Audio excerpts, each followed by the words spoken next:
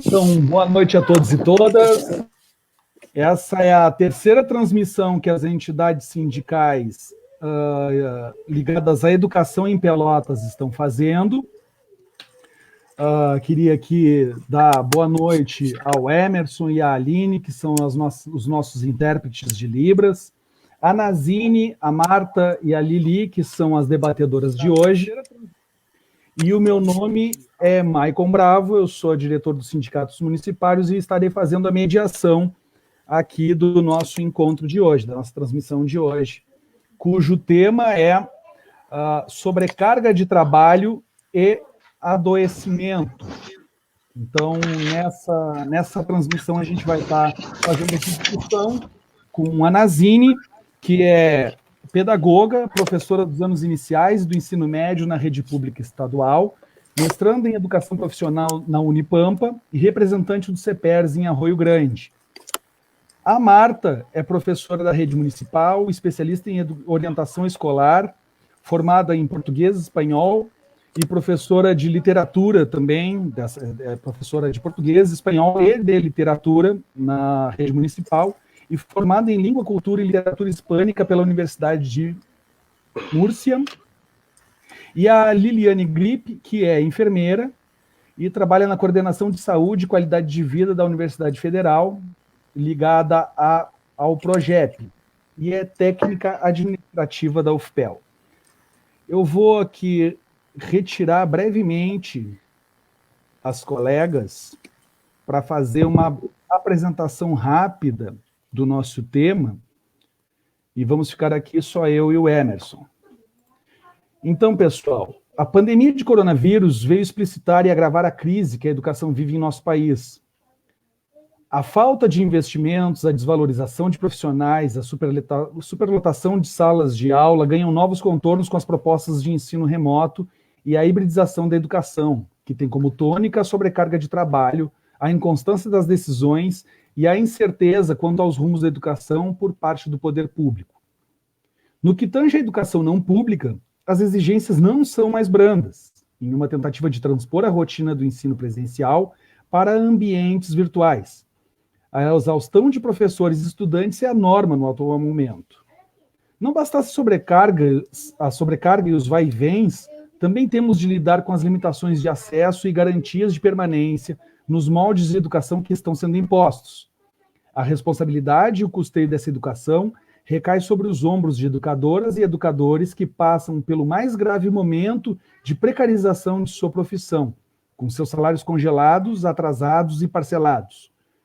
Para tentar esconder a natureza excludente desse modelo imposto, o poder público adota uma postura de exposição de trabalhadoras e trabalhadores da educação, estudantes e suas famílias, retomando em parte as funções da escola. A reabertura das escolas, mesmo que limitada, representa um risco para professores e funcionários na medida em que há a possibilidade de contato com pessoas infectadas.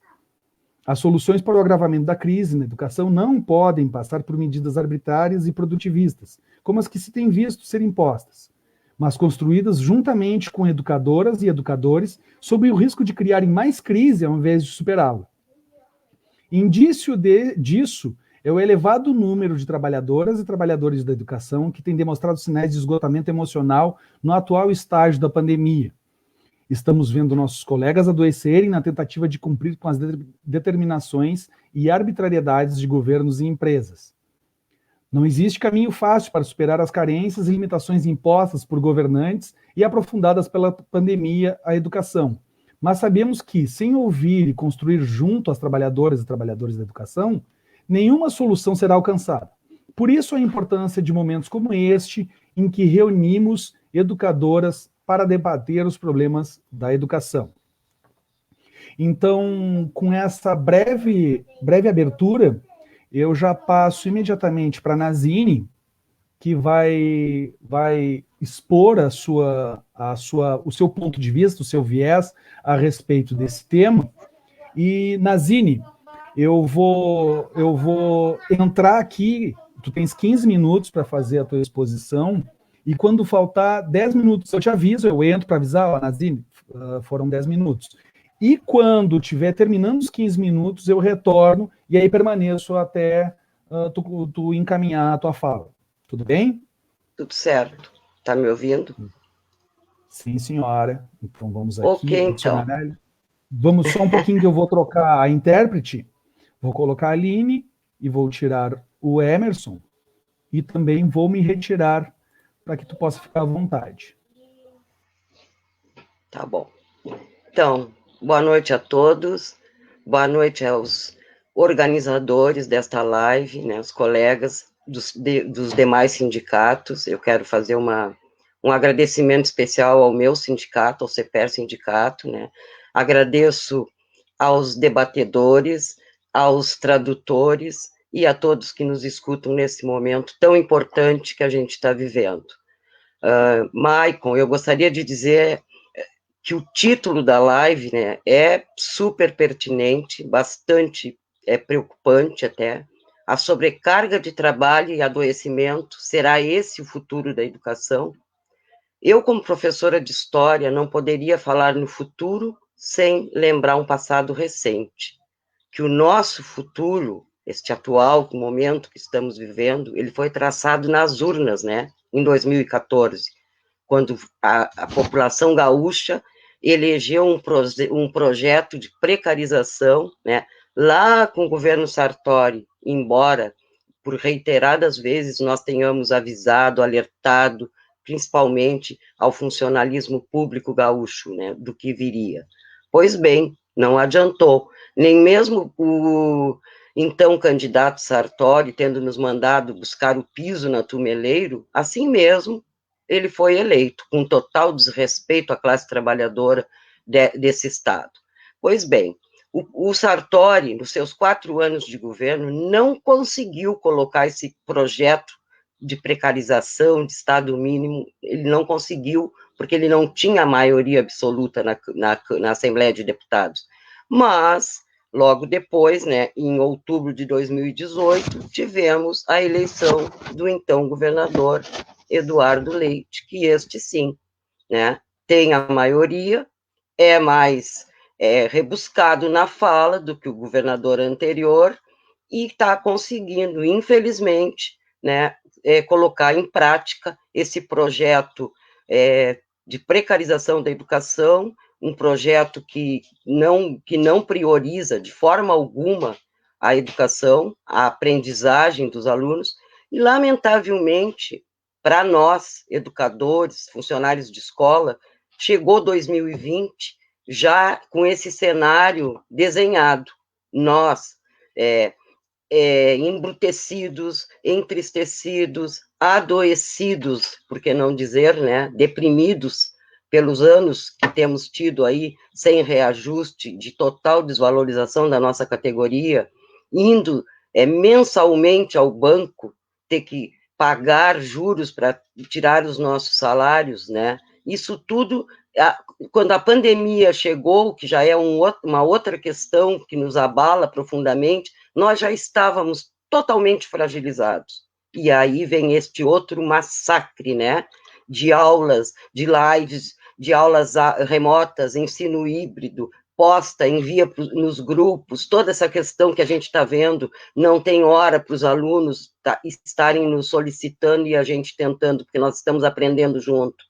As lives do governo falam muito em empatia, em solidariedade, só que não há empatia e solidariedade num projeto excludente para a maioria dos nossos alunos, porque nem todos têm acesso à internet, assim como nem todos os professores também têm acesso a uma boa internet, uma internet de qualidade. Ontem mesmo, e hoje pela manhã, nós estávamos, devido ao ciclone que passou nessa noite passada, pelo Rio Grande do Sul e Santa Catarina, estávamos sem internet e sem luz, e preocupados com a live de hoje, como iríamos proceder, né? Felizmente, voltou. E quem não tem internet? Aquele aluno lá da zona rural, que mora lá longe, né?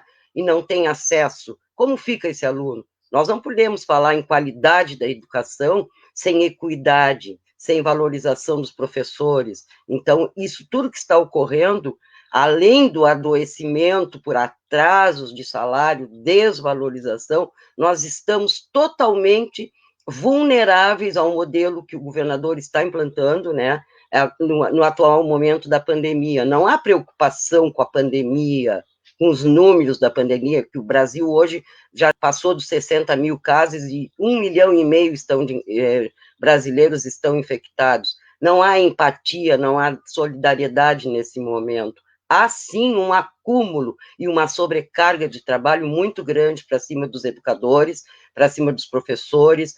Funcionários estão sendo obrigados a trabalharem, fazendo plantão nas escolas, muitos deles estando no grupo de risco. Isso é o que a gente está vendo no momento, e não as palavras bonitas ditas nas lives do governo, né? Então, isso tudo nos preocupa, porque nenhum outro profissional, eu pelo menos desconheço, está sendo tão exigido nesse momento quanto os professores, quanto os educadores, quanto os servidores públicos, principalmente os relacionados à educação pública estadual. Nenhum outro profissional, porque a gente leva direto o serviço para casa, o trabalho para casa.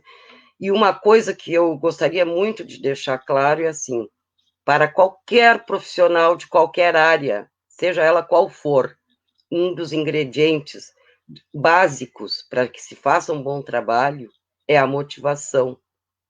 E como nós, com este cenário que eu já desenhei anteriormente, podemos estar motivados neste momento?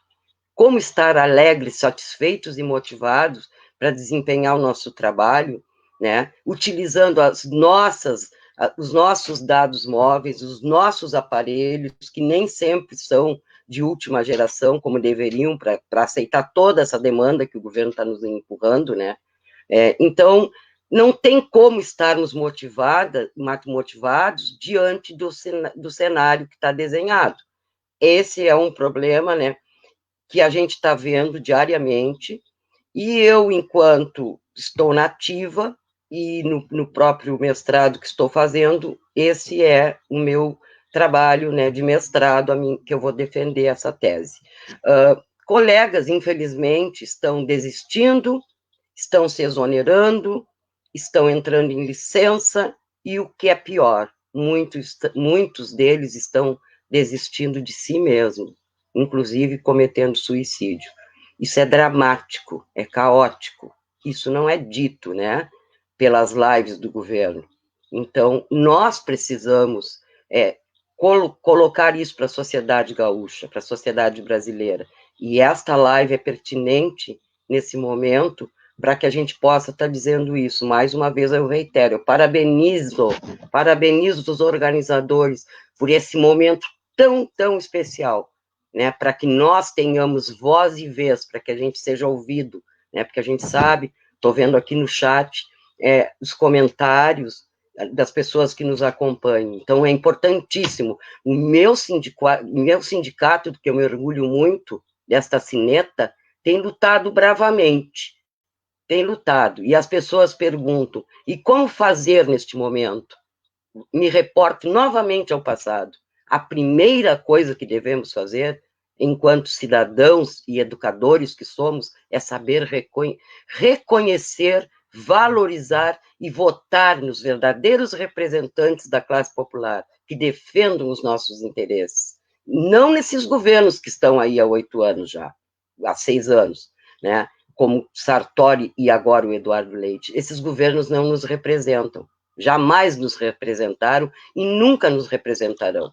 Portanto, nós temos que saber como escolher, quem escolher, tá? E este é um ano de eleição municipal, é importante que se diga e que se reitere. Nós, professores, somos educadores sociais, temos esse compromisso. Depois do estrago feito, não adianta a gente ficar colocando para cima do sindicato. O sindicato faz bastante, porque nós somos os sindicatos. Quando eu me omito e não participo das coisas e das assembleias realizadas pelo meu sindicato, eu estou colaborando com quem? Com o governo, que me massacra, né? Então, o meu sindicato, eu tenho muito orgulho do meu sindicato, porque lutou bravamente, fizemos uma greve histórica, histórica contra esses governos, contra o arroxo, contra a desvalorização desses governos que estão aí, que eu já mencionei anteriormente. Portanto, Maicon, então eu acho que o que a gente vê nesse momento é isso, professores tensos, angustiados, sem ter como alcançar o aluno, ou pelo menos todo o aluno, porque todos eles merecem, né? E mesmo nós estamos de parabéns, eu acho. Sinceramente, nós, professores, estamos fazendo o máximo que pudemos para estar atendendo aos nossos alunos. Não como eles merecem, porque eles merecem muito mais do que isso, mas a gente está fazendo o que pode, o que é possível no momento. No momento de pandemia, onde nós também estamos preocupados com a saúde da nossa família, com a nossa saúde, com a saúde dos nossos alunos, da assessoria, com a saúde das pessoas que a gente, né, que nos assessoram, que a gente convive diariamente. A gente está preocupado com tudo isso. Tem 5 minutos. E eu agradeço a oportunidade de estar podendo falar isso aqui. Pode desenvolver o teu raciocínio por mais 5 minutos ainda. Não, tranquilo, eu acho que eu já, né, vou aguardar depois, tranquilamente, porque eu acho que o que era preciso dizer, eu disse, que a gente, né, jamais pode falar no presente ou no futuro sem olhar lá para trás. Talvez por eu ser professora de história, eu considere o passado, e este passado recente, tão importante, com a eleição do nosso presidente da República. É importantíssimo se dizer que, nesse momento, nós não temos ministro da educação. A educação vai mal, a educação está mal quando um ministro mente que tem doutorado, que tem mestrado, quando ele faz plágio de trabalhos de colegas. Isso é uma fraude, é um equívoco. E nós, então, por isso que eu sou orgulhosa da minha categoria, porque nós não precisamos mentir. Esses dados que tu disseste ao me apresentar são reais, são verdadeiros, são concretos. Nós não precisamos mentir. Eu não vim aqui mentir que está tudo bem, que está lindo, maravilhoso, porque não está. Nós estamos fazendo o possível para que fique, pelos nossos alunos e por nós também, pela comunidade escolar, e porque nós defendemos a educação pública de qualidade para todos. Inclusive, Nazini, o CEPERS no site ontem, ele fez 2 matérias em que anunciava os riscos dessas aberturas da escola para os plantões, né? Então, é um movimento perigoso que o governo do estado está fazendo em estar expondo professores e funcionários ao risco de contágio de coronavírus, porque a mínima exposição que aconteça já é o suficiente para que a gente tenha aí uma situação agravada de proliferação do coronavírus, quando a gente vê que a curva, ela se acentua cada vez mais para cima. Exatamente, e não foi fornecido ainda os kits, os EPIs, né, para que os nossos colegas e para que a gente possa, nós temos que usar as máscaras, adquirir as máscaras e o álcool gel, porque nós não temos isso. Ainda outra questão importante, né, que a gente sabe que todos os alunos não têm acesso à plataforma digital. Isto não é verdade. Nós temos alunos, e eu falo com propriedade, porque eu tenho 6 turmas de ensino médio e uma turma de séries iniciais. Nem todos os alunos estão cadastrados. Há muitos alunos que estão fora disso aí. Então, não podemos falar em qualidade, em equidade, né? Nesse momento em que nem todos são atingidos. Então, essa questão aí é muito séria, é um momento de reflexão e de luta mesmo para que a gente consiga atingir a todos. Agora, como vai ser, o governo mentindo, né, e dizendo, cometendo equívocos, e nós temos que responder por isso, Maicon, que a gente é que tem que estar respondendo, não é? Então, assim, o sindicato está fazendo tudo, nós estamos há 60 meses com salário parcelado, congelado e defasado, sem um índice sequer de reajuste, né? Então, todos os meses, nós temos que ir ao banco, comprar o nosso salário, pagar juros, né? Senão, nós teríamos que esperar até o outro mês para receber, e isso não tem como, porque os descontos já entram no primeiro momento. Então, a gente está, sim, fragilizado, por isso eu reitero, o tema dessa live é importantíssimo, porque não bastasse toda essa questão salarial, que é importante, sim, para todos, né? A sobrecarga de trabalho é uma coisa muito forte, muito grande nesse momento. Nós não somos youtubers, né? Nós somos professores. E a questão do afeto, do olho no olho, do contato diário, não tem nesse momento. E a gente não está conseguindo chegar em todos os alunos. Isso eu torno a dizer, porque não estamos de verdade, de fato. Então, Tanazini, muito obrigado pela tua abertura, tua fala de abertura. A gente vai esperar agora que os questionamentos que foram feitos, que bastante gente está participando, possa animar ainda mais o nosso debate.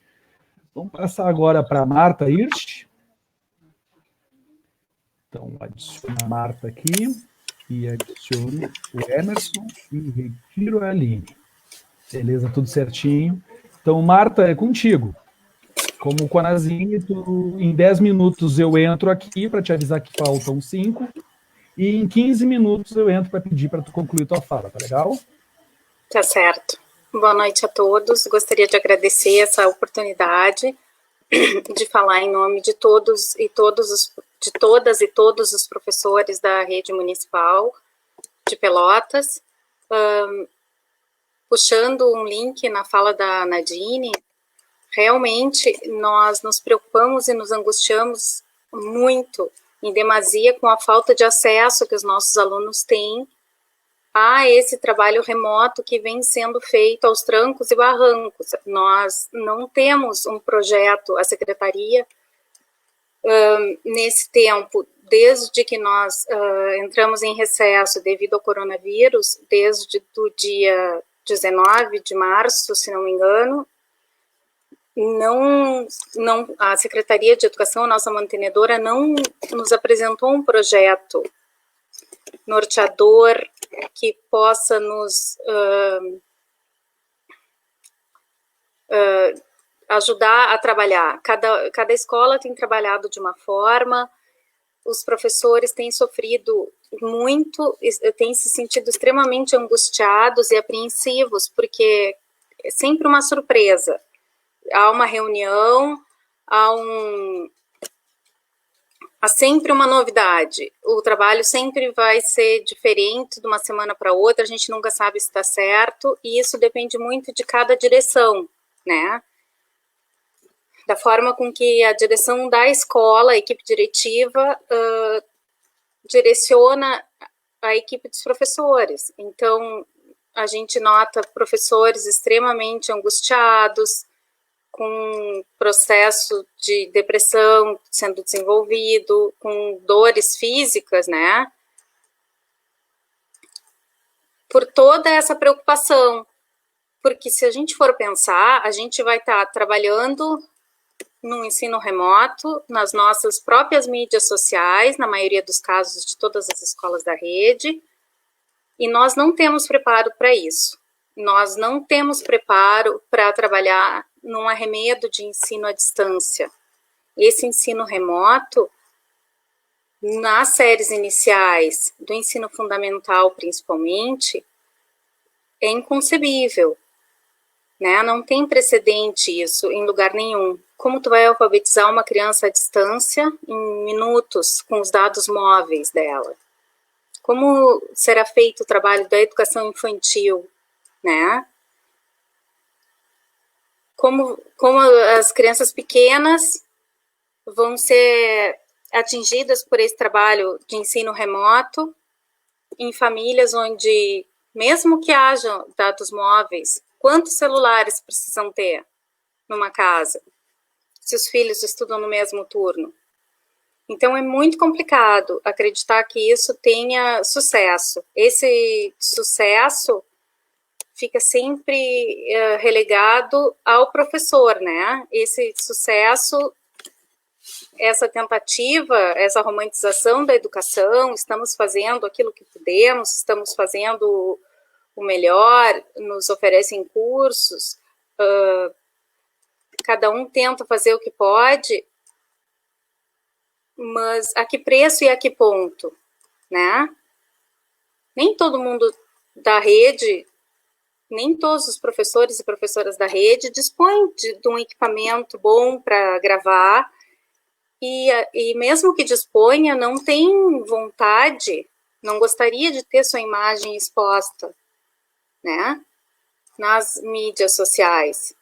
Essas aulas, dependendo da direção da escola, são exigidos vídeos,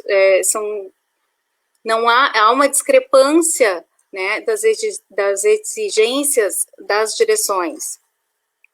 Então, a gente percebe, inclusive, uma competição interna, né, de algumas escolas que querem fazer novidades e atender aos pedidos da mantenedora, e percebemos também uma exaustão, uma estafa nas próprias coordenadoras de escola, né? As equipes diretivas têm trabalhado muito.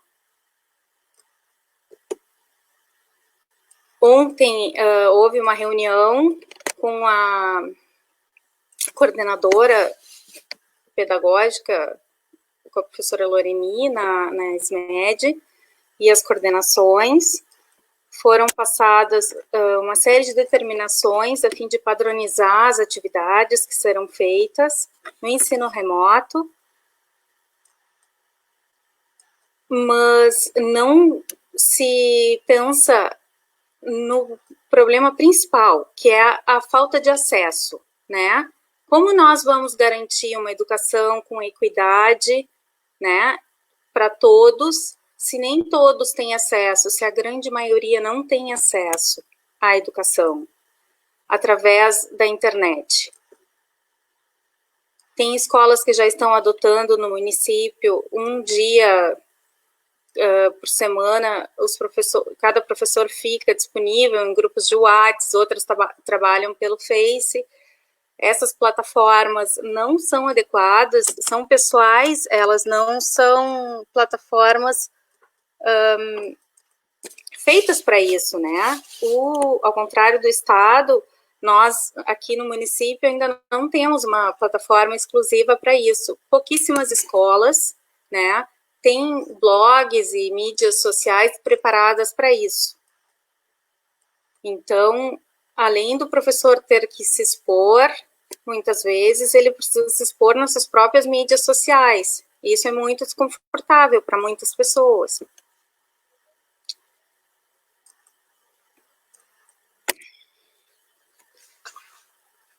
Tem mais umas.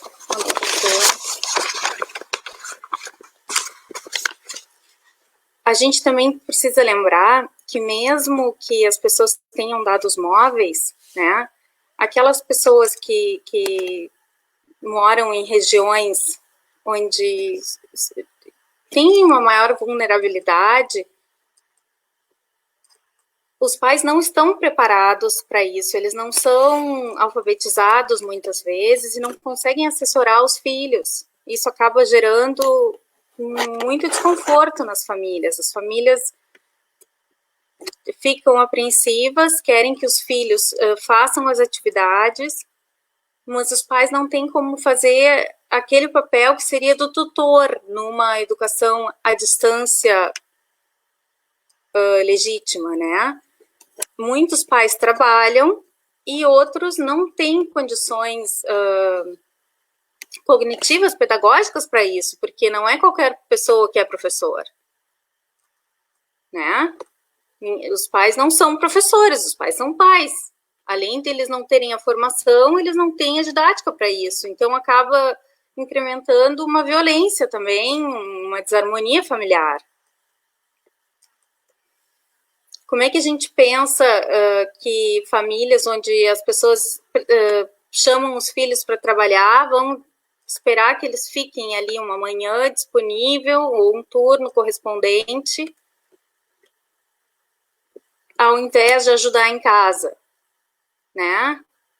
Essas famílias agora deveriam ser deixadas em paz para cada uma delas viver os seus problemas e depois se pensar nisso, porque não há um projeto que nos diga, assim, professores, trabalhem agora, porque o trabalho de vocês será computado, os dias vão valer, e depois a recuperação será assim, desta forma. Não há ainda uma resposta da nossa mantenedora quanto à recuperação daqueles alunos que não têm acesso à internet, né, ao ensino remoto. Então, os professores se angustiam ainda mais porque eles pensam que vão ou terão que trabalhar 2 vezes, né, para atender agora esses alunos à distância, remotamente. E depois, no turno inverso, há sempre uma ansiedade de como isso será feito. E de outra forma, e da mesma forma, perdão, os professores também se sentem extremamente acuados, né, e desmotivados, pensando na última notícia que receberam, que a mantenedora pensa em não reprovar nenhum aluno. Como estes alunos irão para o ano seguinte, né, sem os precedentes básicos que deveriam ter sido vistos neste ano, uma vez que nós só trabalhamos até agora conteúdos socioemocionais, né? Nós fizemos uma revisão do DOM,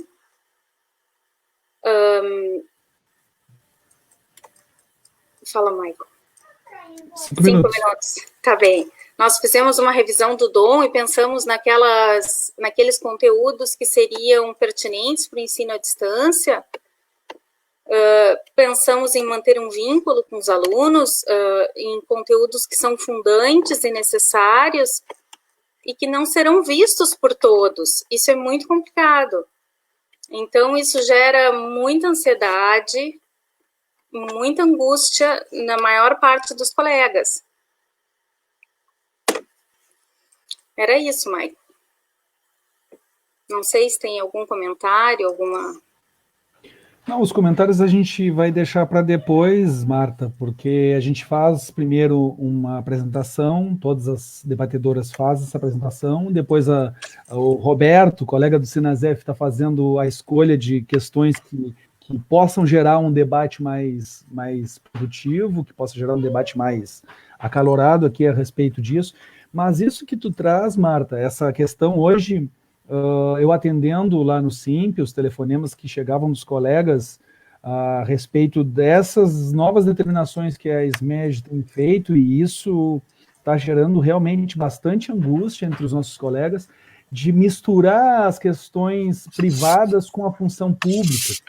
Então, a gente tem aí os colegas que são orientados pelas direções das escolas, por mais que a SMED tenha respondido um ofício aos sindicatos municipais dizendo que não está determinando que os professores tenham que usar as suas redes sociais, particularmente o WhatsApp, que é uma coisa bem íntima, que tu tem que oferecer, as pessoas não conseguem te acessar no todo, assim, não basta conhecer o teu nome, Marta Hirsch, para encontrar o WhatsApp da Marta Hirsch, ela precisa fornecer esse número.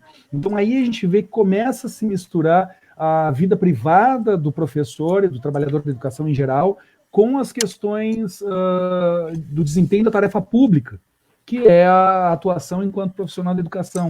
Isso tem constrangido bastante os nossos colegas. E hoje eu atendi uma série de telefonemas que questionavam justamente a respeito disso, dessa confusão que se dá entre o público e o privado na proposta de educação que a SMED está elaborando. É verdade, isso constrange, né, e deixa os professores numa situação muito complicada, porque parece que os professores não querem trabalhar. Na verdade, eles querem trabalhar, mas eles não querem trabalhar de uma forma ilegítima, que não atinja todos os alunos e que invada a sua vida pessoal, né? Não são todas as escolas, como eu disse, são pouquíssimas, aquelas que têm mídias próprias que permitem que esse ensino remoto seja feito nessas mídias, né? Em blogs, em sites. Nós precisamos pensar numa forma, aliás, a mantenedora deveria pensar numa alternativa que não invadisse a privacidade dos professores. porque muitos deles optam por não ter essas redes sociais, mídias sociais, por vontade própria, e agora vão ter que se submeter a isso, né? A princípio eu te agradeço, Marta, e como a Nazine já está nos aguardando para os debates, eu também vou te colocar nos bastidores para que a gente possa chamar a Lili. Então eu te removo, vou trocar também o Emerson, coloco a Aline, retiro o Emerson. Então, Lili, é convosco. O teu microfone está desligado. Caso tu comece a falar, tu não vai sair a tua voz porque o teu microfone está desligado. Aí, agora? Tá.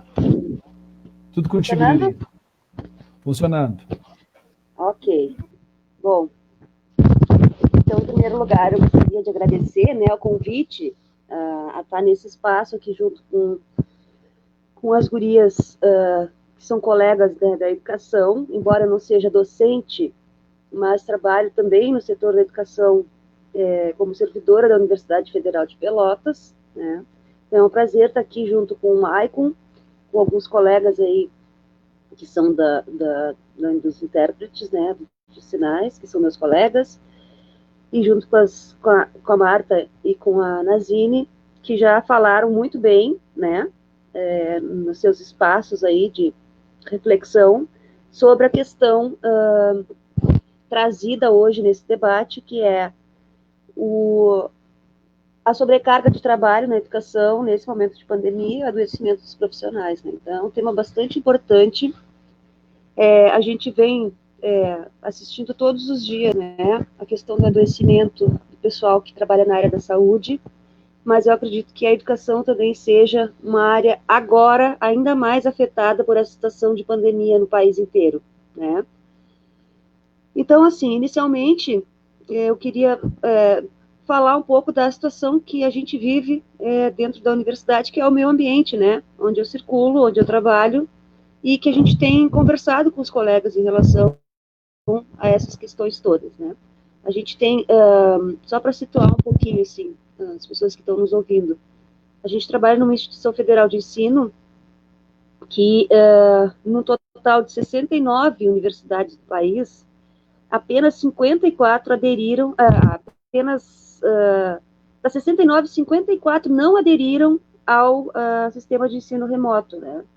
Então, os calendários das atividades estão suspensas nessa grande maioria de instituições de ensino, e aqui na Universidade Federal a gente tem uma portaria prorrogando as atividades acadêmicas, prorrogando a suspensão das atividades acadêmicas até o dia 30 de julho, e construindo, junto a isso, um calendário alternativo para que talvez se consiga trabalhar nessa plataforma remota que a gente tem visto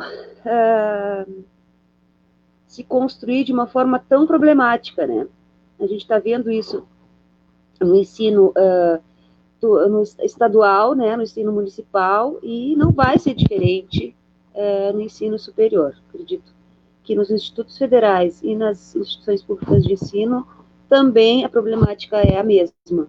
E a justificativa da problemática é a mesma em todos os lugares, né? É a questão do despreparo, né, dos profissionais para lidarem com esse novo ambiente virtual, a falta de acesso à tecnologia, né, por parte dos alunos.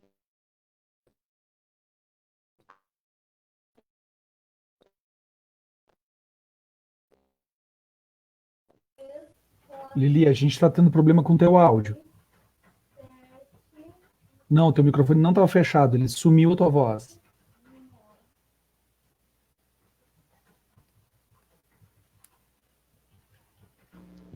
Tá se ligando.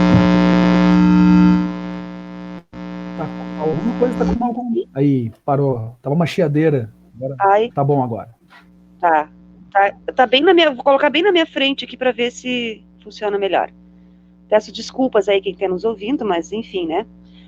Nas próprias lives que a gente faz, a gente já tem essa dificuldade, né? Vocês imaginem alguém tendo que dar 6, 8 horas aula por dia utilizando essas ferramentas que a gente já põe assim, eventualmente utilizando. Enfim, a temática do adoecimento no trabalho e por causa do trabalho, ela tem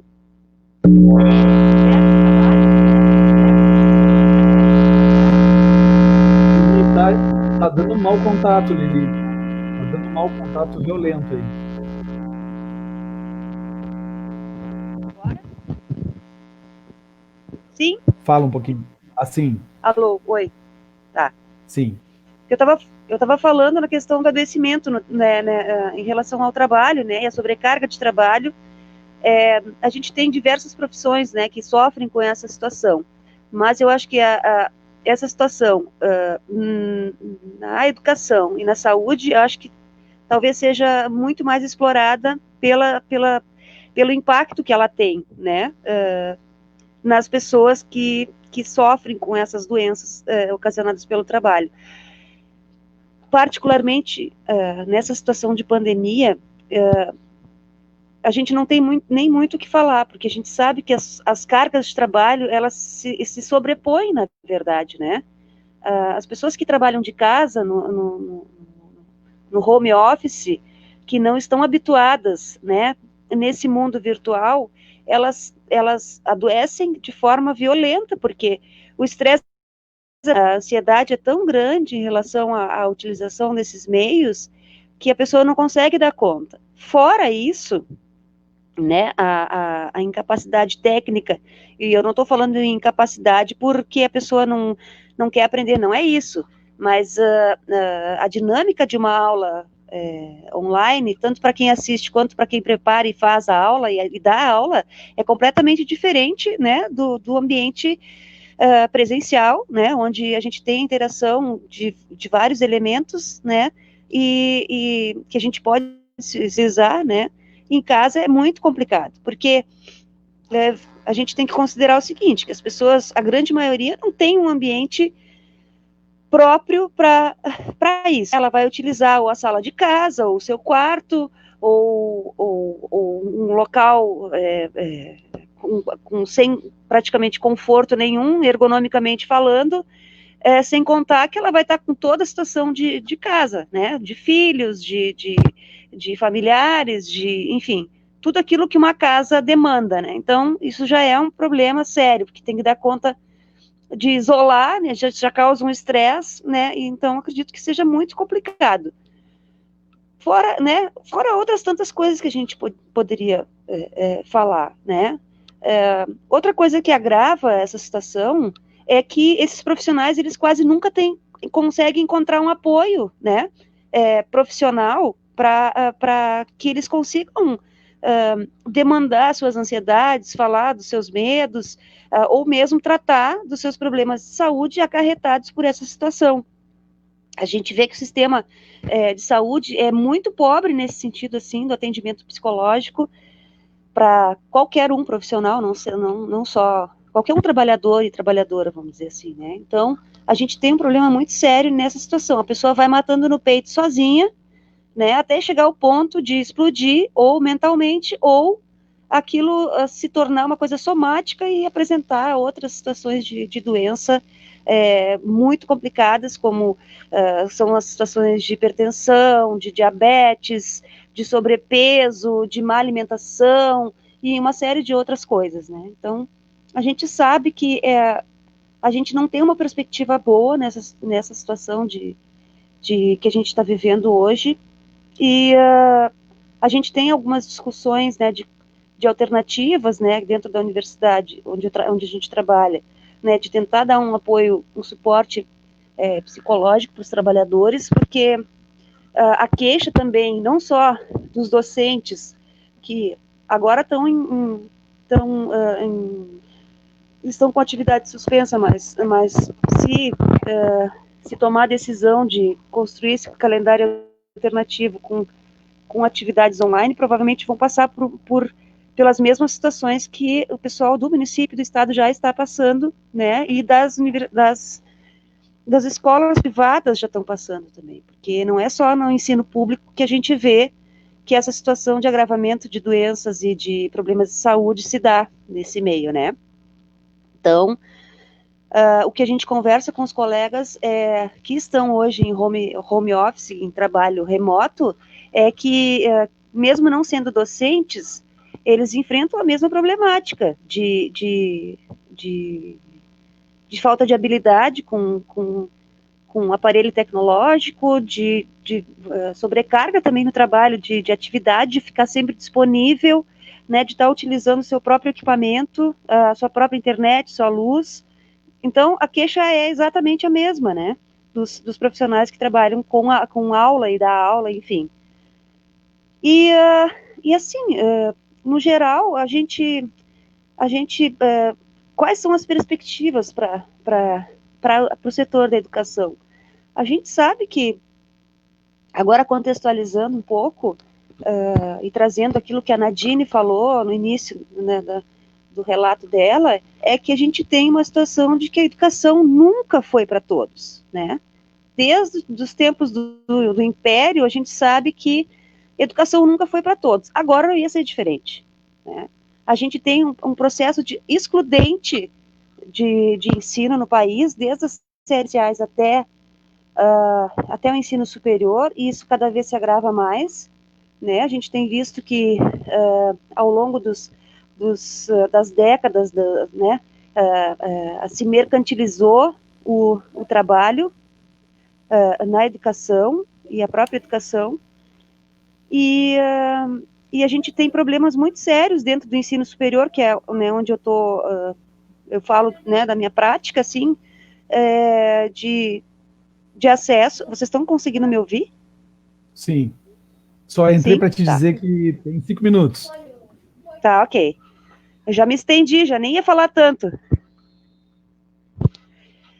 E o telefone toca, né? Bom, eu estava falando do projeto de educação, né, no país, de não ser educação não ser para todos ao longo do tempo e histórico, né, Nadine? A gente sabe que a gente teve nos últimos anos alguns avanços no setor da educação, mas que ainda são incipientes quando a gente pega o cenário do país continental que a gente tem, né? A gente teve um salto muito grande na questão do ensino superior, né, com a oferta de vagas, com a construção de novas escolas, de institutos federais, de universidades, porém, ainda é um processo complicado a questão do acesso e da permanência desses alunos dentro desse ambiente educacional, até que se forma o aluno, não é fácil, né? Então, a gente sabe que a educação não é para todos. Mais excludente ainda se torna nesse momento que a gente vive uma pandemia, onde parece que o mundo vira de cabeça para baixo, né?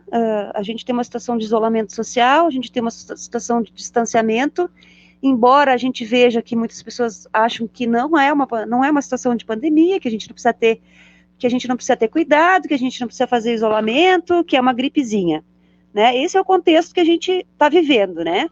E a gente tem que ser muito consciente daquilo que a gente faz.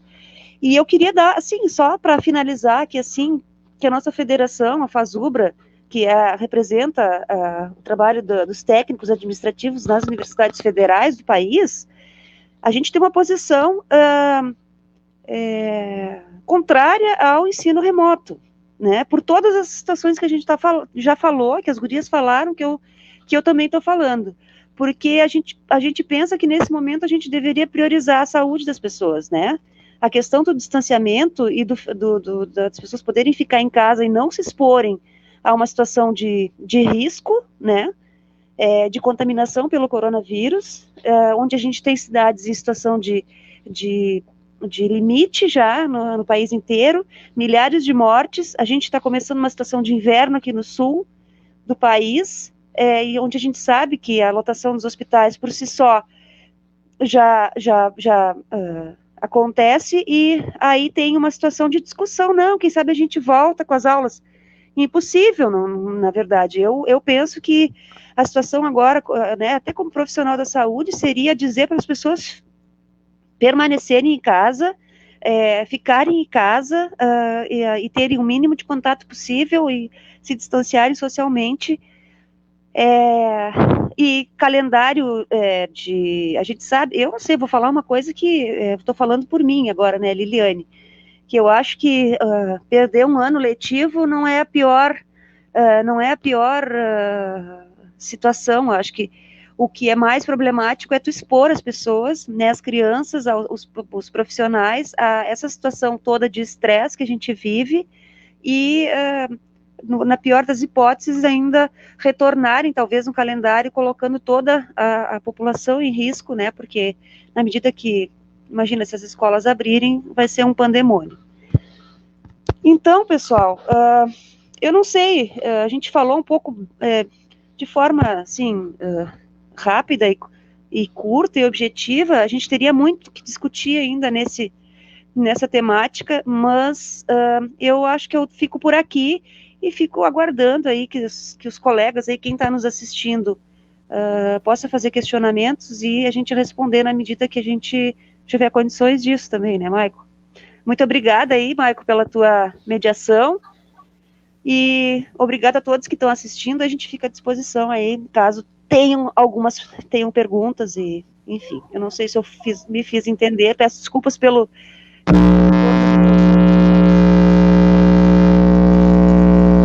Esse ronco, voltou de novo o ronco, Lili. Estava encerrando a tua fala, voltou de novo o ronco. Mas isso tá muito... algum mau contato que deve estar dando aí no teu fone de ouvido. Tá, mas... continua o ronco. Continua. O teu deve estar dando algum problema aí. Eu vou colocar no mudo o teu microfone. E queria te agradecer, Lili. Infelizmente tu não vai conseguir falar por causa desse ronco aí, mas queria te dizer que nós, das entidades sindicais da educação, e tu fazendo parte da base das UFPEL, é que agradecemos a oportunidade de realizar essa troca, de estar fazendo essa clivagem entre educação e saúde, porque tu, sendo uma servidora da Federal e trabalhando na saúde e qualidade de vida, a gente compreende que não é possível qualidade na educação sem qualidade de vida do trabalhador da educação. Então, esse cruzamento do tema da educação com a saúde, para nós, é fundamental para que a gente possa compreender a complexidade da situação atual. Então, eu vou pedir licença para a Lili, vou removê-la e vou já trazer a Nazine, e vou trazer o Emerson, e vou retirar a Aline, para que a gente possa dar prosseguimento à nossa live. E agora com os comentários, Nazine. Eu acho que a gente pode fazer um bloco de comentários. A gente faz a leitura de alguns comentários. Tu tens, nesse momento, a gente faz 10 minutos para cada uma e depois mais 10, porque aí vai fechar 1 hora certinho. E a gente começa com o comentário do César, nosso colega, ele é da base do SIMP e também é do Sindicato dos Bancários, que ele coloca assim: qualquer alternativa de atividades é essencial à construção com os professores e comunidade escolar. Eu vou fazer uma leitura de um bloco, Nazine, e aí tu pode fazer o comentário. Temos também a Lu Zirmansky, se tiver errado, por favor, me corrija.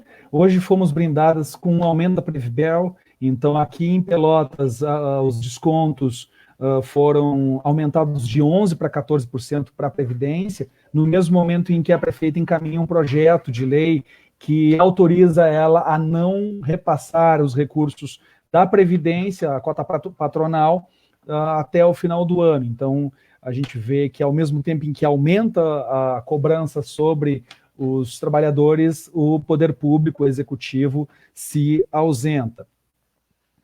A gente tem também a Priscila Borges, que traz o seguinte: Entrega de material impresso vai contra os protocolos do Ministério da Saúde. O vírus pode ficar no papel até 120 horas, se referindo àquilo que a gente mencionava no final da tua fala, sobre os plantões que está fazendo o governo do estado e que também está propondo o governo municipal. O César Barcelos traz: somos obrigados a disponibilizar o número de WhatsApp privado para fazer o trabalho online? Acho absurdo, aquilo que eu e a Marta conversávamos sobre a mistura do público com o privado. Temos a Priscila de novo, que coloca, agora ficou um pouco grande aqui, fazer o que é possível colabora com a exclusão social. Estamos falando de ensino público, tem que garantir acesso e qualidade. Depósito de conteúdo também não é educação. A pauta principal deve ser preservar a vida. Temos a Maura, deixa eu ver se eu acho aqui na lista, Maura, que coloca: boa noite, os professores pagam para trabalhar, usam seu EPI e sua internet, que é a realidade, aquela que tu traz. E temos uma especificamente para ti, Nazine, que eu acho que essa pessoa aí tu conheces, de vista talvez, Carla Cassais. Ela coloca o seguinte: pergunta a Nazine, os educadores, como com todo esse acúmulo desse momento, com dificuldades profissionais de adaptação a outra realidade, com dificuldades financeiras graves, tem tido tempo para cuidar de si, de sua família? Será que o governo se importa com essa questão? E com a Carla, com o comentário da Carla, as questões da Carla, eu te deixo à vontade por 10 minutos, Nazine. Eu volto quando estiver encerrando, tá? Tá bom. Vou tentar fazer um apanhado geral, então. Respondendo, começando pela Carla aqui, né? Bom, pessoal, reiterando o que eu já falei antes, né? A gente está vivendo momentos de incerteza, os desafios são diários, né? Que nós estamos vivenciando. Estamos aí com praticamente 7 meses de pandemia e precisamos ter uma visão periférica da coisa também, né? Para termos um olhar para inclusão ou exclusão, para o preconceito e para questões pertinentes à educação, como a gente está tratando nessa live hoje, que eu acho muito importante. 2020 está difícil mesmo. Como é que a gente está processando esse ano, né? No dia a dia, com as questões diárias, preocupados também, nós professores, com a saúde da nossa família, dos nossos filhos, do nosso marido, com a nossa saúde, né? Como já disse a Lili também anteriormente, a saúde, claro, ela está ligada à educação e a educação à saúde, ambas caminham juntas. Um governo que não se preocupa com a saúde do seu trabalhador não se preocupa com a educação também. Um governo que não valoriza a educação não valoriza o profissional, o educador. E quando eu falo em educador, eu falo em todos aqueles que compõem o chão da escola, não é somente o professor, todos que estão na escola, né? A merendeira, a moça da limpeza, aquele que toca o sinal, todas as pessoas que compõem o chão da escola são educadores, no meu entendimento, né? Então, nós precisamos estar cuidando também de nós, da nossa saúde. Muitos de nós somos grupo de risco, nós já temos, se não me engano, 6 casos positivos no estado, pelo menos de conhecimento do nosso sindicato, né? E nós estamos no meio disso tudo, tendo que processar todas essas informações e com essa sobrecarga de trabalho.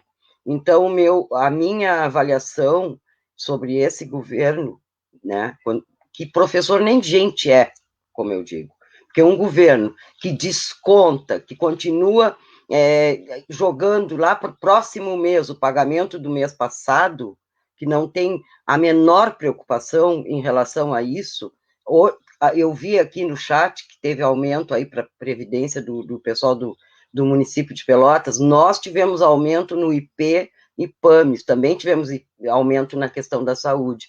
E o nosso salário está absolutamente sem reajuste, desde 2014. Então, são 6 anos, praticamente, que nós não temos um reajuste algum. E se a gente for levar isso em consideração, isso nos adoece, nos entristece, nos angustia, né? Então, realmente, o tema é incrivelmente pertinente, vocês, novamente, não canso de dizer, trouxeram esse tema para a gente debater aqui num momento importantíssimo, né, que a gente faz de reflexão, como nós, professores, estamos nos sentindo nesse momento de incertezas, de dúvidas, de desafios, e onde, na verdade, a gente teria que estar preocupada com a saúde da nossa família, dos nossos filhos e também, claro, dos nossos alunos, e não com aprendizagem, o que não vai ocorrer de maneira total, né? Não vai abranger a todos. Esse modelo está aí posto, que está colocado aí. Não tem como, a gente sabe disso. Isso é um modelo excludente, como já foi dito anteriormente, e que não atinge a todos, não há qualidade, não há equidade. E quando o Maicon, tu falou agora há pouco nos equipamentos, em alguma coisa em relação ao Ministério da Saúde, mas, pelo amor de Deus, se nem o próprio presidente da República obedece à OMS, o presidente teve que ser intimado pela justiça para usar máscara, né? Então, muitas pessoas ainda, certamente, veem no presidente alguém para ouvir ou para respeitar, né? Então, isso está tudo, a gente precisa repensar essas questões todas.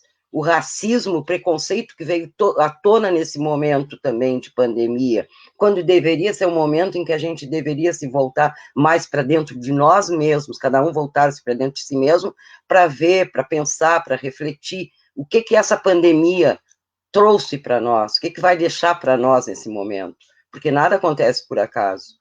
Certamente, alguma lição nós vamos ter que tirar disso, e a educação não foge a esse debate, assim como a saúde, ambas andam juntas, né? Estão juntas, se cruzam, perpassam uma pela outra. Então, o momento é de reflexão e de análise, como estamos processando esse ano tão difícil, que recém entramos em 1º de julho hoje, 7º mês do ano, e nós estamos cansados, a gente está cansado, né? Parece que a gente não fez nada e, ao mesmo tempo, a gente fez tanto.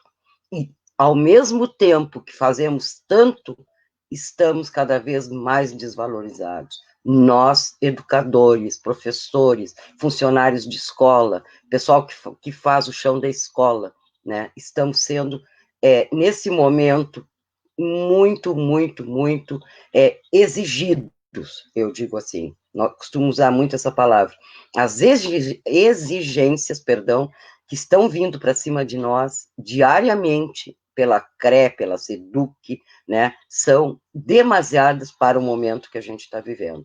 Ninguém está pensando como estamos nos sentindo, ninguém está interessado se tem alguém de grupo de risco na nossa casa, na nossa família, se tem algum aluno nosso que está sofrendo, que foi contaminado pela Covid. Ninguém pensa nisso, o governo não está preocupado com isso. O governo quer esse modelo, quer implantar esse modelo agora, né, de aulas remotas, de sistema híbrido de educação. E isso, na verdade, não tem tanta importância diante da vida, porque a vida é o mais importante, e é como diz aquelas escolas precisam ser mantidas fechadas para as vidas continuarem sendo preservadas, porque sem equipamentos, sem a menor condição, não há como voltar, nós não podemos voltar, nós não podemos colocar a nossa vida e a da nossa família e a dos nossos alunos em risco. A partir do momento que a escola é aberta e os pais começam a transitar, as famílias a transitar na escola, nós todos estamos correndo risco. E o governo parece que está fechando os olhos para essa realidade que está acontecendo no nosso estado. Então, é um apelo, é um alerta que a gente tem que utilizar nesta live para que a gente fique em casa, continue se mantendo em casa, para que a gente preserve a nossa vida, que é o mais importante, né? A vida é o nosso dom maior e é o maior bem que nós possuímos. É isso. Beleza. Valeu, então, Nazine. Vamos fazer aqui a transição para Marta e a transição para a Aline. E no mesmo formato, Marta, eu vou colocando aqui os comentários e a gente vai tentando fazer um link com o que está sendo trazido pelos colegas. Então, a Lucy Gomes coloca: a SMED exigindo resultados inalcançáveis, com uma metodologia desumana, precarizando ainda mais a educação de forma totalmente vertical e arbitrária, fazendo referência aos métodos pouco dialogais que a SMED está utilizando. A Maria Tereza Fuji coloca: boa noite, a educação está sofrendo ataques e sobrecarga em todos os níveis. Natália Salomão coloca: infelizmente o ano letivo da rede pública deve ser cancelado. Na sequência, Maristela, só um pouquinho que eu preciso achar aqui. Maristela coloca: boa noite, poderias falar sobre o conteúdo dado pela CRE? Acho que isso aí entrou errado. Sobre o salário atrasado. Então, essa aqui a gente deixa guardada para a Nazine da próxima vez, para ela falar. E a Natália Salomão, de volta, coloca: qual a sugestão do SIMP a respeito do retorno às aulas? O Manuel botou um textão grandão que vai ficar difícil para a Aline. Manuel, podia ter maneirado um textão para a Aline fazer a interpretação ali. A pandemia nos acompanhará por muito mais tempo devido ao fato de ignorarmos a necessidade de um isolamento social rígido. O arremedo educacional, representado pelo apelido ensino remoto, é mais uma estratégia do negacionismo científico frente à pandemia.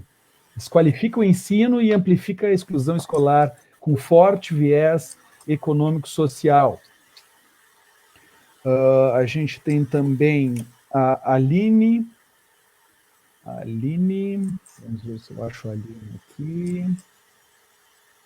Aline Lacava. É utópico dizer que os alunos de escola pública têm condições de ter aulas à distância. Nem os professores estão preparados. Na maioria, falta recursos tecnológicos em ambos, tanto com as famílias dos alunos, quanto a respeito dos professores, com essa precarização da educação. Temos mais uma da Aline, que é grandona também. Na rede privada se organizou o não envio de atividades por WhatsApp e respostas às dúvidas apenas em horário de aula. Cada professor tem o seu e-mail para essa finalidade e apenas respondem nos horários de aula. É inadmissível obrigar um professor a usar sua rede social particular, seu horário de descanso, para atividades profissionais. Vou aqui. Deixa eu procurar. Acho que a gente pode ficar com esse bloco, que está bem amplo, está bem bom de fazer um debate. E começando justamente por isso, Marta, que me parece ser a questão do tempo. A Natália trouxe a questão do planejamento, da execução de atividades, e hoje a gente estava fazendo uma leitura rápida sobre o documento que está circulando, que partiu da SMED, está circulando, que prevê a realização, correção de atividades que provavelmente vai ocupar muito mais do que 8 horas do dia dos trabalhadores da educação. Então, acho que a gente pode começar fazendo a discussão a partir daí. E deixo contigo, largo a bomba nas tuas mãos e saio fora para que tu possa abordar o tema. Tá certo, Michael. Eu, antes de nada, gostaria de dizer que o que tem acontecido é que se tem tentado transformar a educação pública numa educação privada, e nós não temos estrutura para isso, a prefeitura não tem estrutura para isso.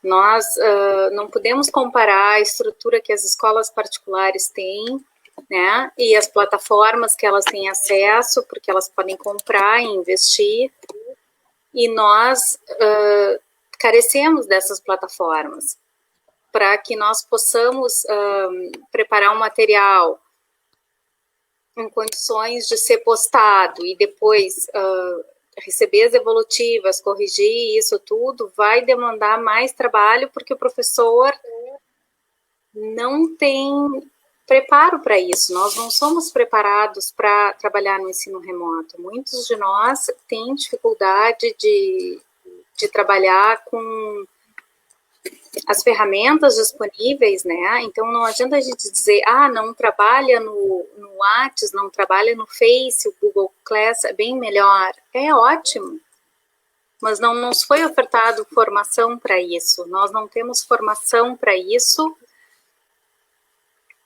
e não somos competentes para isso. Nós, para confeccionarmos uma atividade, muitos dos professores da rede precisam de muitas horas de aprendizagem para conseguir entregar esse material, né? E um ponto que não foi mencionado nem por mim, nem pelas colegas, que é muito relevante e cabe aqui ser pautado, é o ensino das crianças e dos adolescentes, dos estudantes em geral, com com necessidades especiais, com deficiência. Esses estudantes, eles estão sendo excluídos na maioria das escolas, porque todas as professoras PA, que são as professoras auxiliares, que trabalham diretamente com esses alunos, tiveram seus complementos de carga horária cortados. Então, além de sobrecarregar a professora titular da turma, que precisa preparar uma atividade específica para cada aluno com deficiência, deixou esse aluno desassistido, né? Mesmo que ele tenha internet, acesso à internet, ele não tem o acompanhamento da professora auxiliar. Esses foram os primeiros complementos de carga horária cortados pela nossa mantenedora. Cortados pela mantenedora foram os complementos de carga horária dos alunos com deficiência, né? Então, não dá para comparar, assim, a educação pública com a educação privada, né? Nós precisamos, sim, usar o WhatsApp e o Face, porque é a única opção que nós temos. Senão vai parecer que a gente não quer trabalhar, a gente não tem outra plataforma, é muito complicado.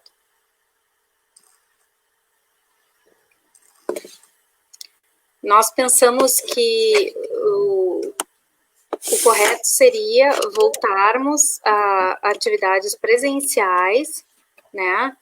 Apenas quando nós tivéssemos segurança e garantia de alguma medicação eficiente ou de alguma vacina, né?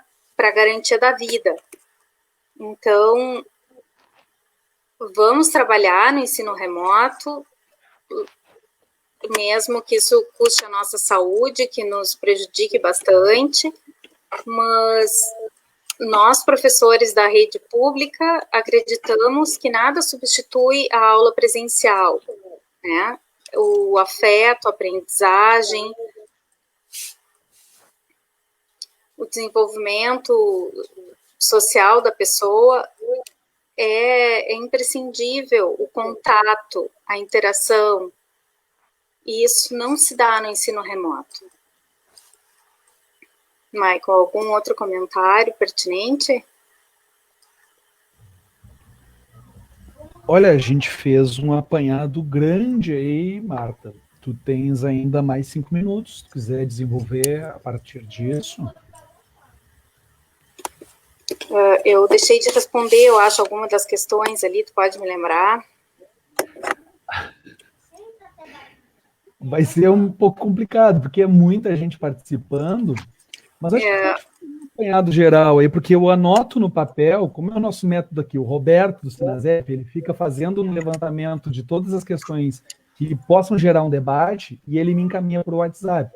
E eu anoto aqui rapidão, porque pela minha lateral aqui aparecem os comentários e eu coloco eles à vista. Então, a gente tem esse comentário aqui que foi escolhido pelo Roberto, da Elia Marli Fischer, que ela coloca o seguinte: professores estão se desdobrando para atender os alunos, porque é praticamente 24 horas diárias, aquilo justamente que a gente começou, que tu começaste falando, provocada por mim aqui. Ou seja, o professor está trabalhando e se estressando muito mais do que se estivesse em sala de aula. E isso realmente é a realidade, realmente é a realidade do que os nossos colegas estão enfrentando, não por pouco, não por nada além disso, que eles estão passando por esse processo de adoecimento. Então, e outra coisa, Marta, que o pessoal tem apontado, para além da sobrecarga de trabalho, essas idas e vindas que tanto o governo do estado fez e está fazendo ainda, divulgando calendários, depois diz, não era isso, e volta e faz de novo, quanto a SMED, o governo municipal, estão fazendo de criarem uma demanda, veem que aquilo ali não vai funcionar, voltam atrás em questão de uma semana. Então, a gente tem uma coisa durante uma semana, na semana seguinte já é algo completamente diferente, o que faz com que os professores acabem se desgastando muito nesse processo de idas e vindas, mostrando, para além do pouco caso que se faz com a educação, porque não tem outro nome para isso, também a falta de organização política que o governo municipal, no caso, está tendo com relação às políticas públicas para a educação. Sim, não há um projeto que nos diga como trabalhar. Então, cada escola, né, entende as orientações da SMED de uma forma e orienta seus professores, né? Nós precisamos pensar que todo o trabalho feito no ensino remoto será para atender parte do público da escola pública, uma pequena parte. A maioria dos nossos alunos tem apenas acesso a dados móveis e celulares precários. Então, a gente não pode pensar que isso seja um ensino efetivo. Nesse documento que o Michael cita e que vários professores compartilharam hoje com o sindicato, com as novas orientações da mantenedora, ele nos traz um passo a passo de como trabalhar e como começar a inserir novos conteúdos. Aí a gente fica pensando assim, como professor, eu vou ensinar isso para quem, né? De que forma? Quantos eu irei excluir? É diferente numa sala de aula que tu chama o teu aluno, acorda ele, e mesmo que ele não queira, ele está ali, está tendo oportunidade, ele está escolhendo dormir ou não prestar atenção. Remotamente, é cerceado esse direito, né? Então, não adianta se falar em educação igual e igualitária para todos, garantida por uma Constituição que não está sendo feita agora. Nós não estamos fazendo uma educação para todos no momento que a maioria não pode acessar. E mesmo que um aluno não possa acessar, que uma família seja prejudicada, em cada comunidade escolar já é o bastante. E a gente sabe que não é uma família, são muitas famílias, né? E outro caso importante, que aqui no município a gente discute bastante, Michael, é sobre o destino da nossa merenda, né? A gente gostaria que essa merenda fosse destinada às famílias em vulnerabilidade social, antes de estarem quase vencendo. Isso é outra coisa que perturba as comunidades escolares, né, as equipes, os funcionários, todos os trabalhadores das escolas. Por quê? Porque cada vez que algum mantimento entra perto do prazo de validade expirar, a equipe tem que ir lá e fazer a distribuição disso. E isso expõe as pessoas, né, tanto a equipe quanto a comunidade que vai receber os alimentos, expõe ao vírus, né? Isso é desnecessário. Poderiam ser feitos kits e se distribuir isso, porque a gente sabe que a verba da merenda é uma verba contínua. né? Então, a gente se coloca de uma forma bem clara, nós professores da rede pública de Pelotas, pensamos que não devemos trabalhar enquanto não tivermos garantia de preservação da nossa vida e dos nossos estudantes, que as famílias e as nossas famílias, as famílias dos nossos estudantes devem ser preservadas. Isso é mais importante que um ano letivo. Isso é mais importante que um ano letivo que pode ser dado no ano seguinte. Essa é uma geração que vai ficar marcada. Mesmo que esse ano letivo seja validado, que essas horas da aula sejam computadas, né? Nós, professores, sabemos que essa aprendizagem não será de forma efetiva e igualitária. Então, nós acreditamos que esse ano deveria ser visto como um ano ímpar, um ano sem precedentes na história, no qual se escolheu pela preservação da vida, e não é isso que a gente está vendo. A gente enxerga uma prefeitura, uma secretaria de educação preocupados em manter números e manter uma mise-en-scène, assim. Nós temos que trabalhar e fazer o que é possível, aquela romantização da educação, como eu dizia antes, no começo da minha fala. Valeu, Marta. Muito obrigado. Agora eu faço o procedimento aqui de retirá-la e colocar a Lili. Oi, Lili. Oi. Aí. E agora eu coloco o Emerson e retiro a Lili. Beleza. Lili, então a gente faz o mesmo procedimento. Começa aqui com os comentários e o primeiro comentário vai direto para ti. Então a Maria Tereza Fuji comenta de novo e coloca: Dali Lili, os servidores tais estão trabalhando em casa com sobrecarga, usando sua infraestrutura de internet. A gente faz uma leitura e aí tu tenta fazer um apanhado, porque a galera hoje, felizmente, está participando pra caramba. A gente que bom, né? A Cristiane coloca aqui, ó, ter que ir nas escolas entregar e recolher material impresso aos alunos que não possuem acesso a um meio de contaminação. Estou apavorada, me recuso a fazer isso. A gente tem a Priscila de novo falando aqui, ó, baita participação da Priscila. Os sindicatos devem estar atentos ao desenvolvimento de doenças referentes ao trabalho, como a síndrome de Burnout, ou Burnout, não sei como se pronuncia isso. Tem colegas em sofrimento se sentindo oprimidos, estão sinalizando a isto e ninguém está acolhendo. A gente tem a Fernanda dizendo: baita textão, vai ficar difícil para o Emerson fazer a interpretação. Estou vendo minhas colegas adoecerem por conta da quantidade das atividades que estão sendo exigidas nesse período, tanto pela rede estadual quanto pela rede municipal. Há um projeto de educação por trás disso que vê alunos como números e professores como meros transmissores de conteúdos.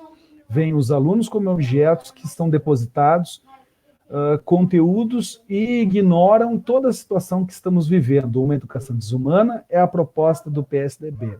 Falou a Fernanda. Temos de novo aqui selecionado pelo... qual a alternativa? Vamos baixar aqui. Qual a alternativa? Pelo Roberto, outro textão. Qual alternativa a SMED e a CRE vão dar para os alunos com dificuldade em realizar as tarefas pelos mais diversos problemas? Não há alternativa, ignoram totalmente esses alunos, ignoram o número de atividades que estão exigindo e as condições dos professores de conseguir dar conta. Isso vai piorar ainda mais a vida, ao invés de melhorar. As pessoas adoecidas com baixa imunidade têm muito mais chances de terem piores condições físicas de enfrentar um vírus como o Covid-19. A gente está tendo alguns probleminhas de conexão com a Lili, mas a gente vai seguindo aqui na seleção que o Roberto fez, esperando a Lili voltar. Antônio, vamos procurar aqui, Antônio.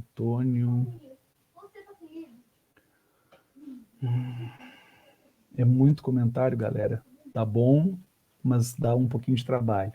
O Antônio Candidato coloca: este modelo adotado por CREAS e SMEDs totalmente inadequado, completamente sem propósito. Está faltando alguém com iniciativas concretas de cancelar o presente ano letivo, aquilo que a Marta falava ainda agora, pois com certeza não vai ter as mínimas condições de retorno.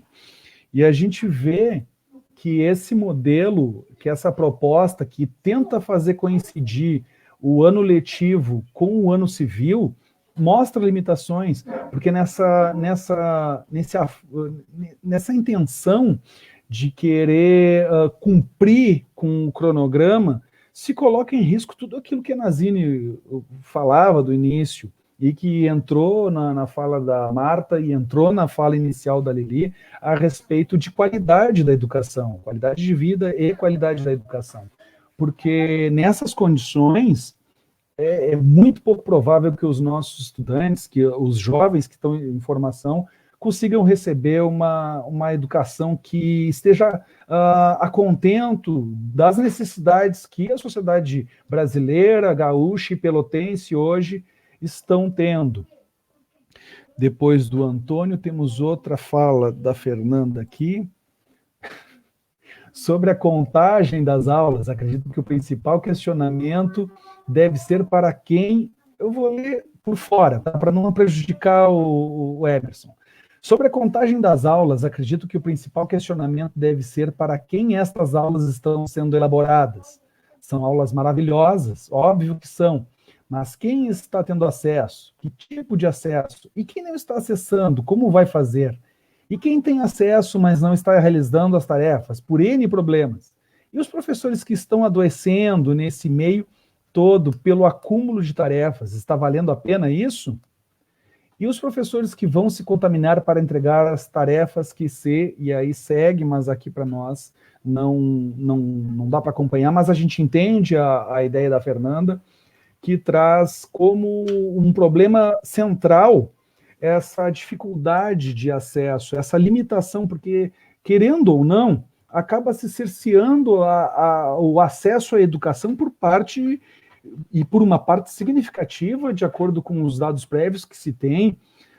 Se realizou uma live há algum tempo atrás com a professora Carla Ávila, que trouxe um dado de que aproximadamente para o Brasil, 40% dos estudantes não têm acesso à internet. E não é um acesso relativo, é acesso nenhum, é acesso algum. Então, para 40%, no mínimo, para 40% dos jovens brasileiros, não vai haver acesso à educação nesses moldes. E por isso que é essencial, é fundamental que o poder público, que os tomadores de decisão, que os governantes, sejam eles na esfera municipal, ou estadual, ou também a esfera federal, componham as políticas para a educação nesse momento de pandemia, ouvindo muito bem os trabalhadores da educação.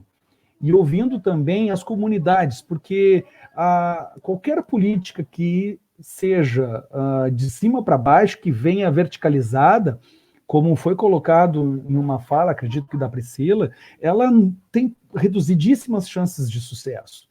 Então, uma iniciativa na educação, uma política pública para a educação que não conte com a participação dos trabalhadores da educação para que ela seja efetivada, ela tende ao fracasso, porque não considera justamente tudo isso que a gente está abordando aqui hoje, que é a sobrecarga de trabalho, o adoecimento dos nossos colegas, a desistência, e aí a Nazini traz um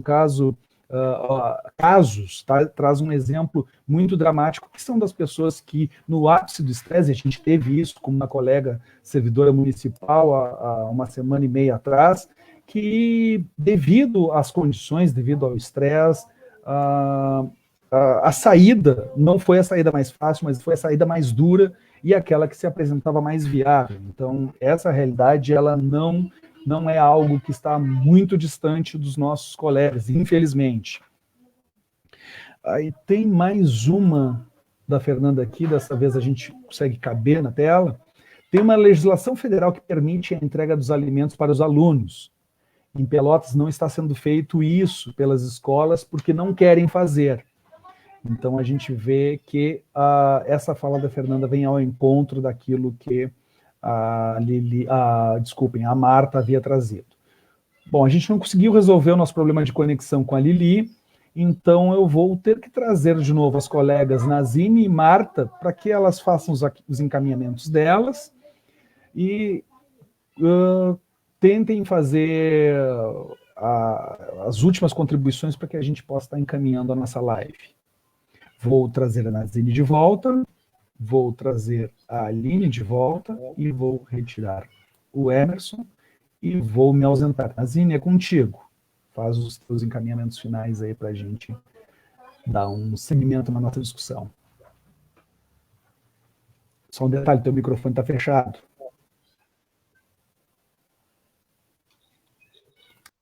Pois bem, além das questões de adoecimentos, né, de vários tipos de doença que os nossos colegas estão sendo acometidos, também é uma coisa que chama atenção o alto número de colegas que estão em outros ramos, fazendo outras atividades para adquirir, né, uma renda extra. Então, esses colegas já buscaram outras alternativas de sobrevivência.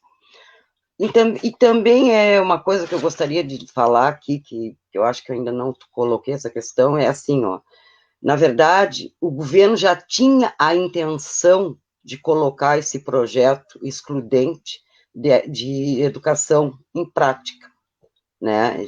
Então, é um projeto que veio para ficar, independente da pandemia, das aulas em computadores, a questão das aulas remotas e tudo mais.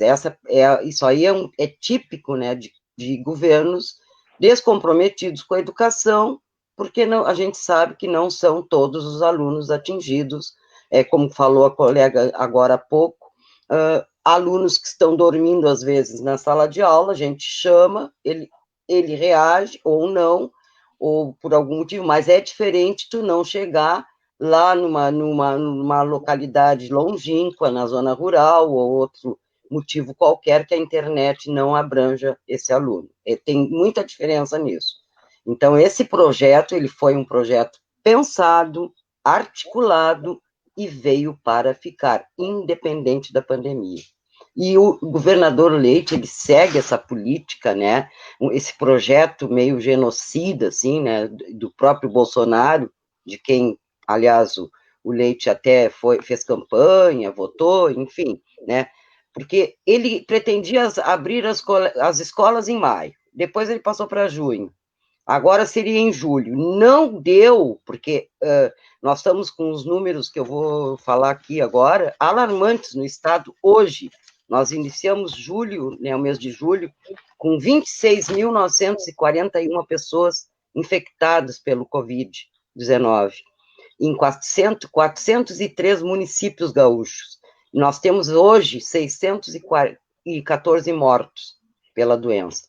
Portanto, esse projeto, essa coisa de querer manter a escola aberta, com funcionários, com plantões, com a comunidade escolar, frequentando lá a escola, buscando trabalhos, enfim, esse é um projeto genocida, podemos dizer assim, porque ao contato, né, e independentemente da aprendizagem, que não vai ocorrer a contento, essas pessoas estão submetidas, sim, ao contágio do vírus, né? Então, isso aí é uma coisa que a gente precisa falar.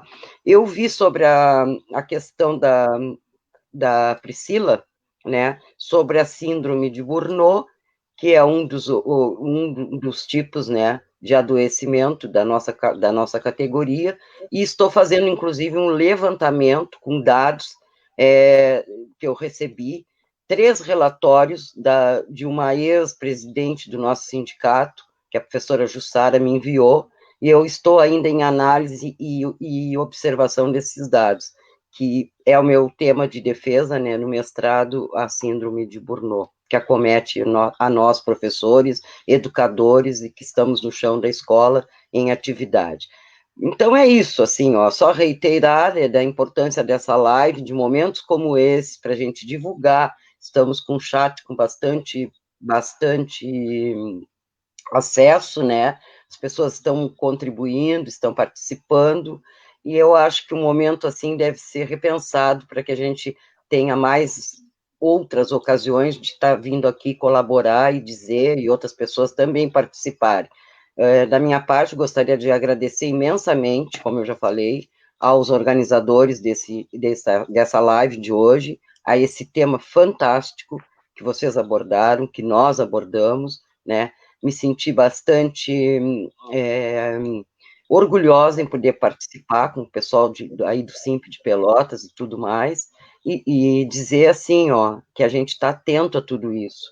Nós estamos vivendo momentos muito difíceis mesmo, e o nosso fortalecimento, ele se dá através de nós, uns com os outros. Nós estamos juntos nessa, né? A gente precisa sair junto, abraçado, a gente precisa sair, se solidarizar com os colegas. Então, esse é um momento de muita reflexão, de muita empatia, de muita solidariedade, e que as pessoas precisam saber que não estão sozinhas, que a gente está aqui para isso. Agradecer mais uma vez ao meu sindicato pela escolha do meu nome para participar, e estamos aí, né, lutando sempre, porque só a luta muda a vida. Muito obrigada, boa noite a todos. Um abraço, Maicon, pela parceria aí.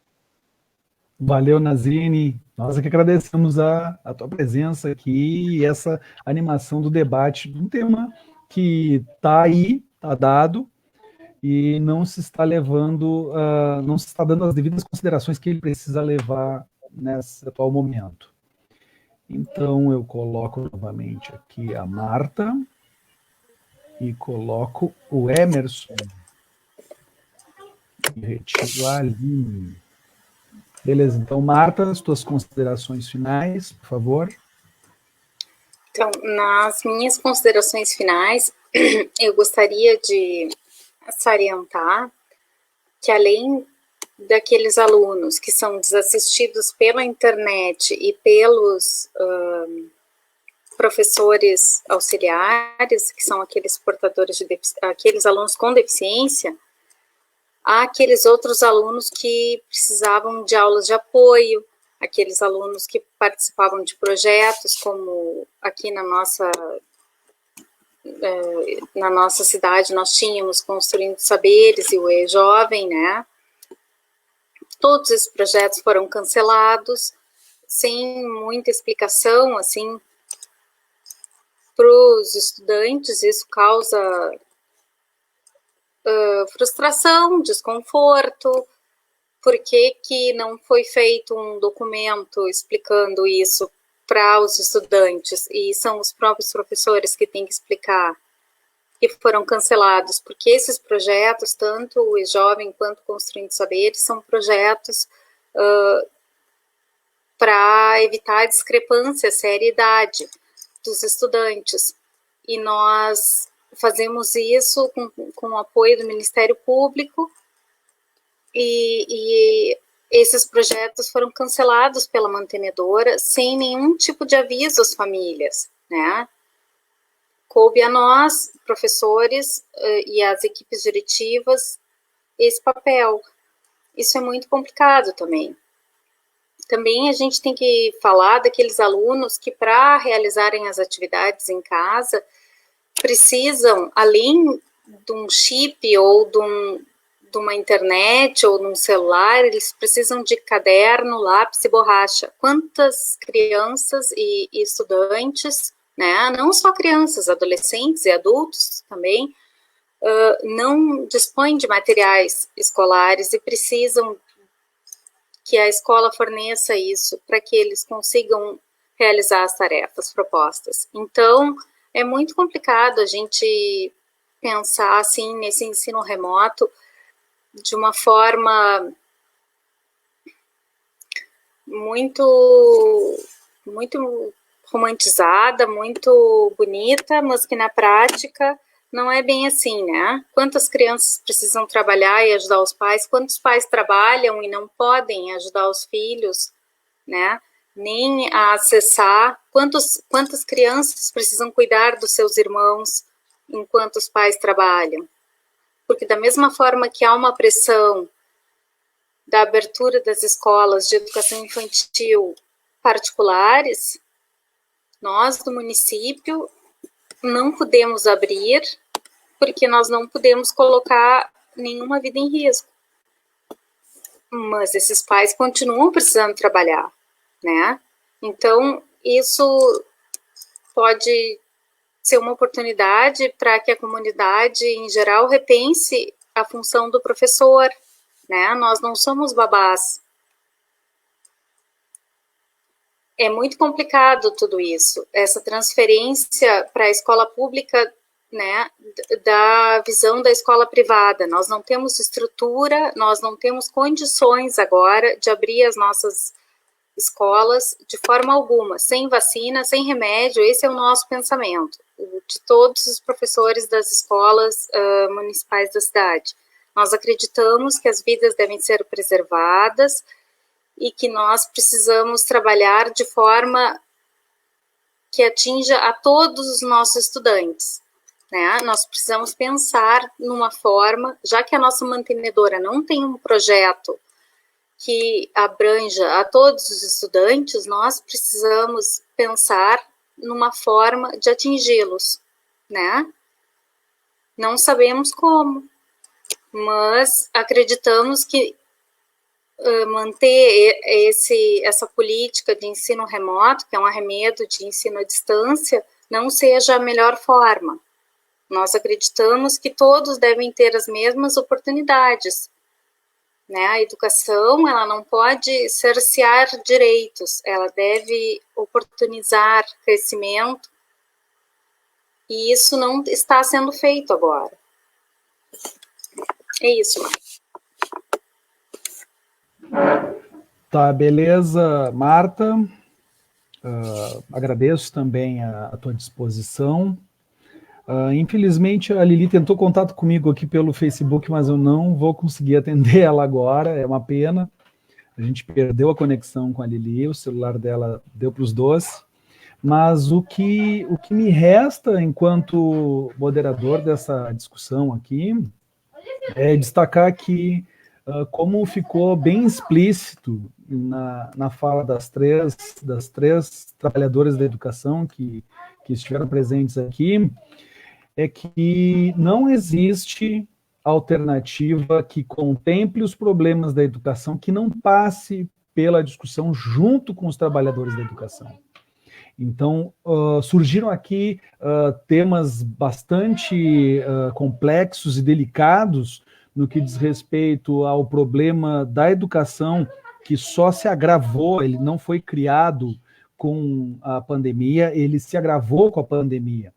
E para nós, os sindicatos municipários, é necessário que se faça uma interlocução com os trabalhadores da educação, que se ouça os trabalhadores da educação, para além de assegurar, porque também é necessário que se assegure acesso e permanência desse acesso a todos os professores e a todos os estudantes das redes de ensino públicas, tanto a municipal quanto a estadual. É necessário que se ouça também os trabalhadores da educação, é necessário que se ofereça formação para que esses trabalhadores de formação de fato, não uma teleaula em que os trabalhadores da educação ficam na frente do computador como se fossem esponjas absorvendo, como é costume nas formações que o governo do estado tem oferecido aos trabalhadores da educação do estado. Então é necessário formação de fato, é necessário equipamentos, é necessário acesso à internet, é necessário, entre outras coisas, que se tenha um pouco mais de humildade por parte dos gestores, que se compreenda que eles não vão ter a solução de todos os problemas, e isso que a Marta traz, de que nós não temos a resolução dos problemas da educação, isso é verdade. Nenhum de nós individualmente tem a solução dos problemas da educação, mas nós todos, como um coletivo, como um grupo, como uma categoria que pensa e vive e faz a educação todos os dias nesse município, nesse estado e no Brasil como um todo, nós sim sabemos o que é construir educação. Então, o primeiro passo para que uma proposta de educação seja bem sucedida é fazer essa interlocução com os trabalhadores da educação, mais ou menos como a gente tem feito aqui nas nossas lives das entidades sindicais. E agradecemos a todos que até agora conseguiram nos acompanhar, pedimos desculpas, particularmente a Lili, por eu não conseguir oportunizar ela as considerações finais dela, nem os comentários, infelizmente isso aí é coisa que acontece, mas acreditamos que vida que segue, e boa noite a todos, muito obrigado pela paciência, foi um prazer compartilhar esse espaço e trocar essas ideias com vocês. Valeu! Antes de terminar, desculpem, agradecer também aos intérpretes, ao Emerson e à Aline, que sem eles essa live não estaria acessível ao público surdo que nos acompanha. Então, obrigado, Emerson, obrigado, Aline, obrigado a todos, e agora sim, boa noite.